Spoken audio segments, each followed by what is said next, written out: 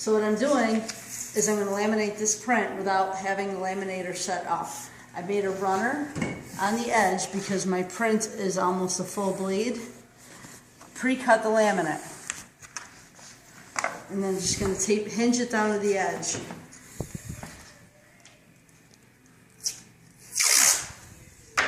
Wouldn't be nice if I had taped it.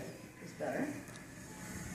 Close enough. Now, if you don't have a full bleed, it's best not to overlap into your print too far because you will get a slight line from the tape. This tape is awful. Then over here to the laminator. Now, if this is a full long or a big wide format print, I would take these and roll them separately so that I end up with two different rolls. Once I get it into the nip, ever so slightly in, I can throw the laminate that way, the print this way. I keep a box at the bottom so that it doesn't just sit on the dusty floor. Wearing a long scarf is never a good idea while you're laminating. Bad idea. Bad idea.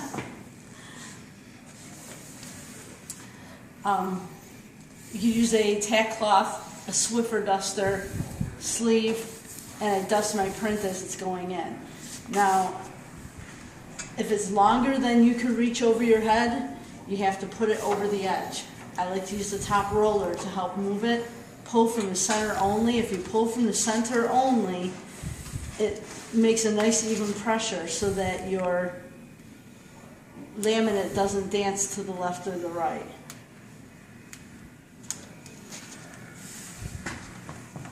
Of course, this is extremely old convex and doesn't want to come off the backing. I'm using demo supplies from 1923.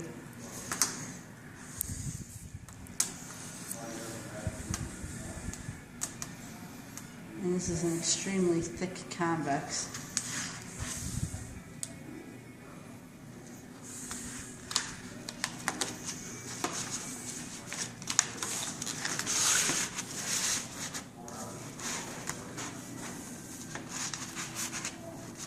Now, it's not going to matter if you feed it in straight, because if you go crooked one way or the other, your laminate is hinged. Your laminate is going to start just going crooked with it, but follow it. The only downfall is if you go too far crooked, you're going to hit your edges of your laminator.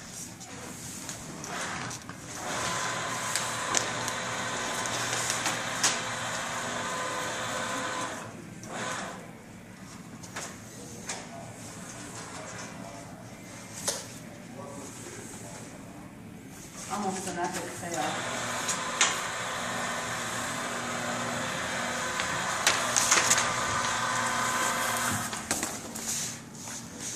Now you could do the same exact thing for putting it onto a substrate.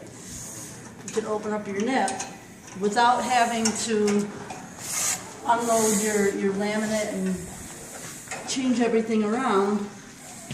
You can do your next print with a different laminate, matte, a different quality, or I could turn around and now I can lay this entire thing onto a substrate.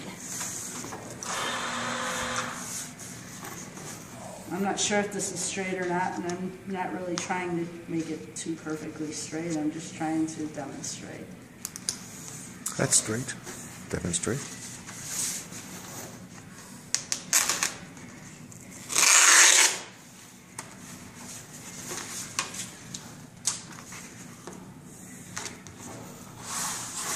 Now, same concept, it's hinged.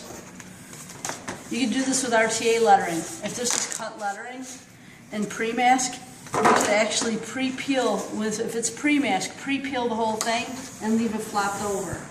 If it's laminate, only peel off as you're peeling.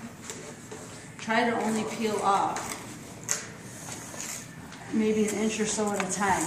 If you go too far, if you peel it too far, you'll end up with ripples going left, right, or whatever, depending on how you're pulling your laminate backing.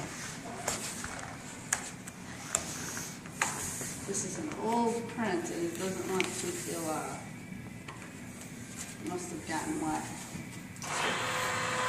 So if this is a laminate or just a print without being laminated and it's thin, you only want to pull it up this far. If you're way up here, you're going to get strong.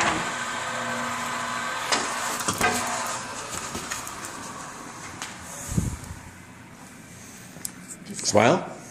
There we go.